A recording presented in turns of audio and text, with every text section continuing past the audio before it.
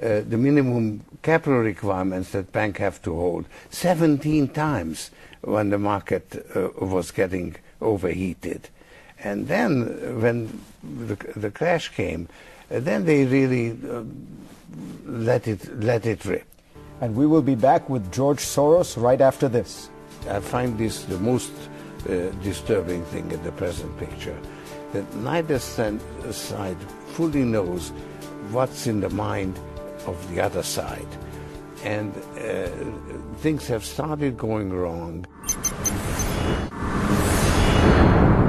And we are back with George Soros, the billionaire investor, philanthropist, and political activist.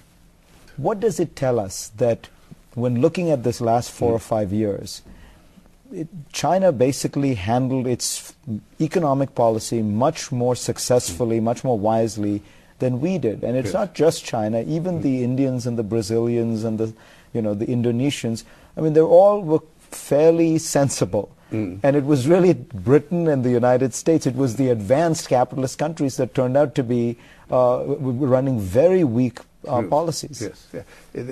I mean, it is effectively a bankruptcy of this market fundamentalist belief, which really came in with Reagan and Thatcher. Now, Reagan is still in the panoply of saints in this country, and we just have to recognize that something went very wrong, and we need to reformulate our view of how financial markets work. The real challenge now is that there has been a breakdown of the free market capitalist model, because it is now so prone to crises, and the solving of the crises has been so expensive, the states having taken on all this debt, that the one that seems to be succeeding better is the Chinese model, which some people call state capitalism. Yes. Do you think that that's a viable model, Chinese capitalism for the future? I think that they will have to actually, if they want to keep on growing, they will have to modify their model. So far, they've done extremely well in adjusting it to the changing circumstances. But they are now the emerging power, and they must accept responsibility for the global financial system. They have to enter into a partnership with the rest of the world.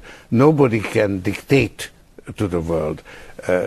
President Bush tried to do it, and it cost us very dearly. So you can't impose, however powerful you are, you can't impose your will. You have to find common ground.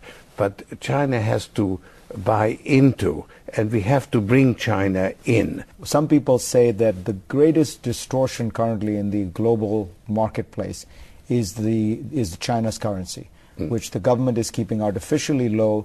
The Peterson Institute says that the Chinese currency is undervalued by 40%. And the argument is they're keeping it low so that their exports are cheap and everybody buys them. Yes. Do you believe that China's currency is artificially low? Yeah, there's no question about it. And moreover, since China is now overheating, for domestic purposes, raising or allowing the exchange rate to appreciate would be a very good way to bring the inflationary pressures under control. Because it would allow the Chinese to import cheap goods from the rest of the world. They need to increase their imports. We need to increase our exports, and adjusting the exchange rate would be the right way to go. But in order to do that, you need really close cooperation between China and the United States. That's right. Right now, these two countries do not seem to be working as well together as they might. Yes, I find this the most disturbing thing in the present picture, because in the last few months, and this has come on rather suddenly, and I think it's based on a lack of a set of mutual misunderstandings, that neither side fully knows what's in the mind of the other side. And things have started going wrong when President Obama went to China and basically said to them, you are now very successful, we offer you a partnership in working out the problems of the world. And the Chinese said, no, we are a developing country, we have got plenty of problems here. Our people are very, very poor. We can't take on that additional responsibility. And then there was a terrible situation in Copenhagen where both sides, a lot of good people were working on trying to make it, bring an agreement, and instead of that you had disagreement. And then you had the visit of the Dalai Lama to President Obama, and unless we arrest it, you have a snowball effect. And as you know, the further it goes, the bigger it gets. So unless we stop it in the next few months, I think that we could yet fall back into a situation that prevailed in the 1930s, where each country for itself beggared their neighbor, financial protectionism, trade protectionism, and a breakdown of the global economy. So this is the thing that worries you more than anything else. That's right. In your last book, you worried about the status of the dollar. But now, when one looks around at the world, what you're struck by is actually the terrible weakness of the euro. Do you think the euro can survive as a currency? Well, the euro is now also being very severely tested because in its construction, it's flawed. Because you have a common central bank, but you don't have a common treasury, right? Now, your exchange rate is fixed. If a country gets into difficulty, it can't depreciate its currency, which would be a normal way. And it's not getting the kind of transfer payments that American states get if they happen to be doing worse than other states. In unemployment insurance and food stamps. And of course tax collections are lower, but the federal remittances are bigger. So that helps to keep the common market together.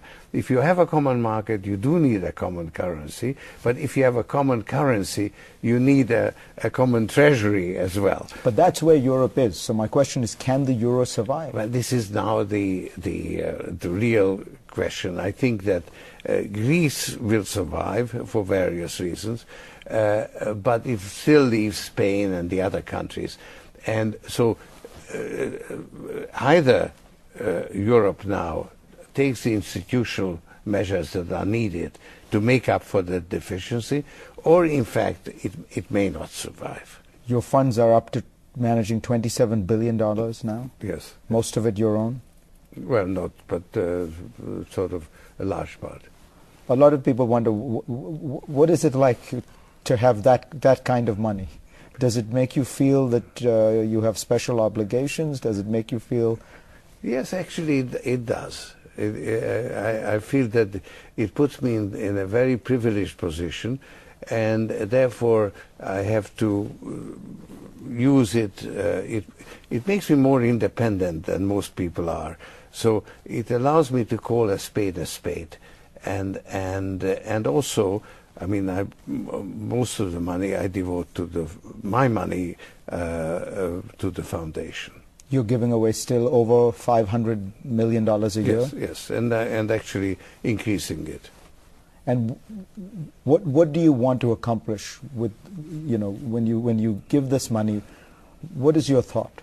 Well, I think we are now in a position to consider the issues confronting humanity, like, for instance, climate change, and taking care of the vulnerable populations, because you really have not just bubbles, but you also have deep holes that people fall into, and they really can't get out of those holes without outside assistance. So helping those who are in those self-reinforcing deep holes is really, I think, the function of the foundation. George Soros, thank you very much. Pleasure.